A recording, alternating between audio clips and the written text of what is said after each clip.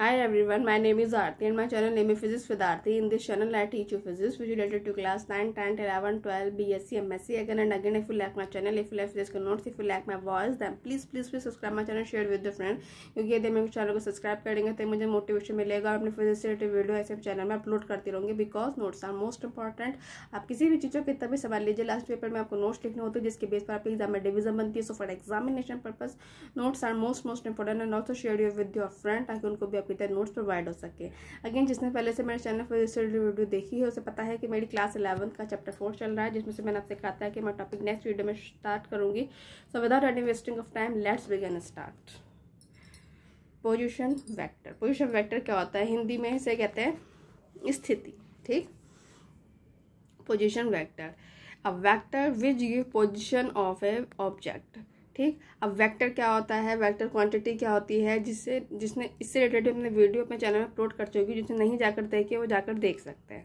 अब vector which give position of an object. A vector जो position देता है ऑफ एन ऑब्जेक्ट की, ठीक, with reference to the origin of a coordinate system is called position vector.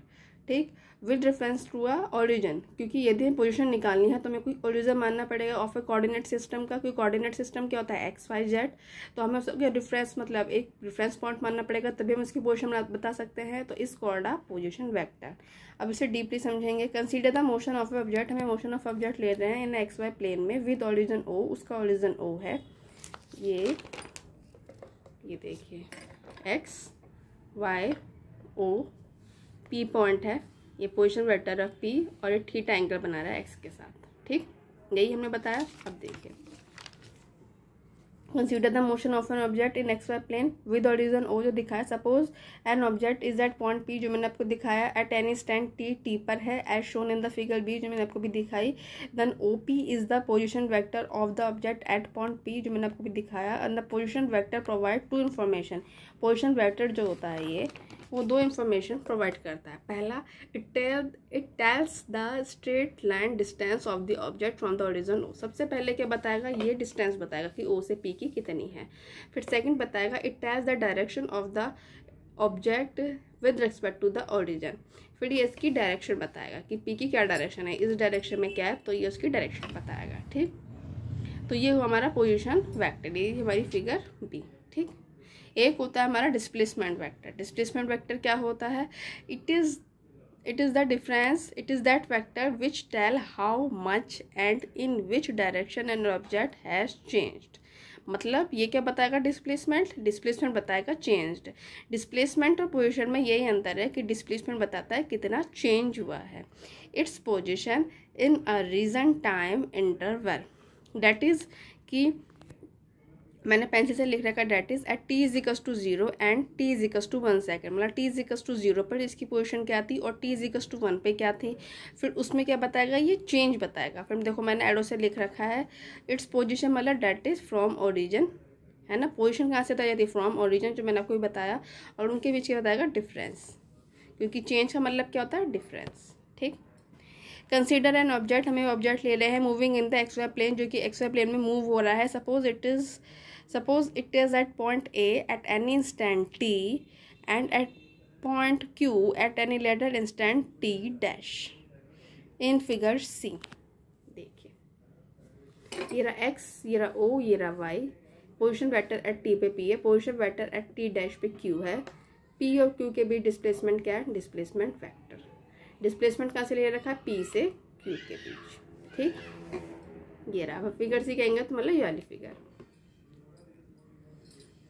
देखो, then vector P Q जो मैंने आपको दिखाया is the displacement vector of the object in time T. ये क्या है? हमारा डिस्प्लेसमेंट वेक्टर है of the object in time T to T dash, T to T dash में. ठीक,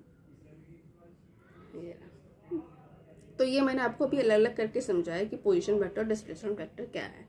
अब मैं इनको आपको एक साथ समझाती हूँ कि पोजीशन और डिस्प्लेसमेंट वेक्टर क्या होता है. To describe the position of an object, किसी भी ऑब्जेक्ट की पोजीशन निकालने के लिए moving in a plane we need a chosen convenient मतलब सुविधाजनक point C O as origin and let P and P dash be the position of the object at time T and T dash respectively. Figure D A. ये देखिए, ये D है,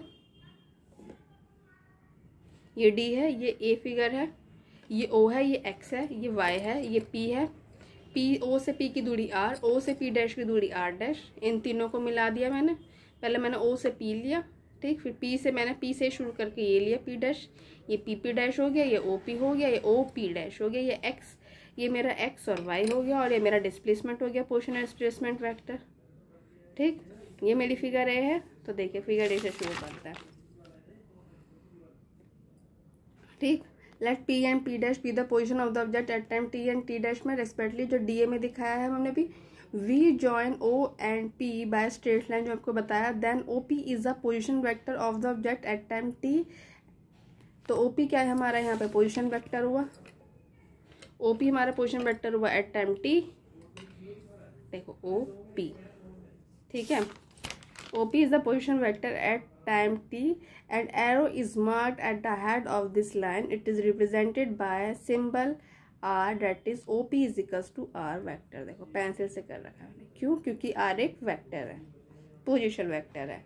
point p dash is represented by another position vector, और OP dash denoted by r dash. फिर मैंने vector बना रखा है पेंसिल से। ठीक, the length of the vector r vector represented the magnitude of the vector and the direction, and its direction is the direction in which P lies as seen from O।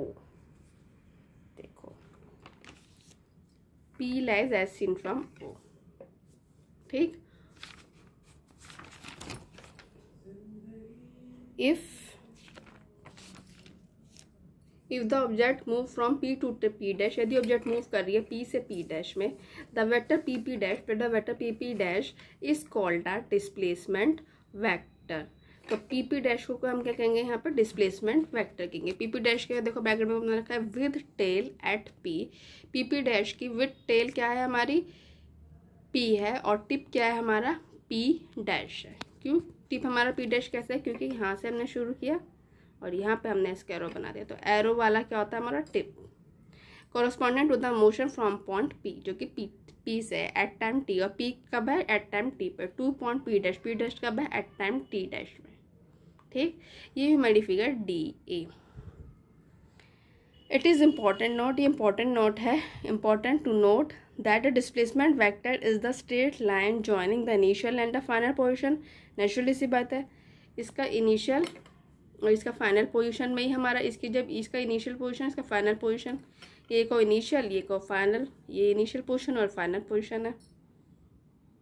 And does not depend on the actual path, ये path पर depend नहीं करती कि path का कौन सा actual path है। Undertaken by the object के द्वारा बिटवीन टू पोजीशन होती है। अब figure for example in figure D B, अब डी बी को लेंगे अब। ठीक है, given the initial and final position as P and Q, इसकी फाइनल और इनिशियल पोजीशन क्या है? पी और क्यू है। And the displacement vector is the same for different path of journey से P A B C Q, P A B C Q, या P D Q है, या P B E F Q है। Diagram देखिए, मैंने आपसे इसमें ये कहा है कि हम एक इनिशियल और फाइनल पोजीशन लेते हैं किसकी? पी क्यू की, पी और क्यू के लिए। ठीक है, और displacement vector is the same, displacement vector P Q same होगा for different path of journey, for different path of journey. Path of journey कौन सी है? पहले लेते हैं हम P A B C Q, P A B C Q, क्योंकि P से शुरू हुआ क्यू पे खत्म हो, तब भी पी क्यू आया, पी क्यू आया हमारा डिस्प्लेसमेंट वेक्टर। और पी डी क्यू में भी देखो पी डी क्यू, पी से शुरुआत डी पे खत्म हो, तब भी डिस्प्लेसमेंट वेक्टर क्या है? P Q. P B E F Q, P B E F Q, तब भी ये पी से शुरू हुआ क्यू पे खत्म हो, तब भी हमारा डिस्प्लेसमेंट वेक्टर क्या है? P Q.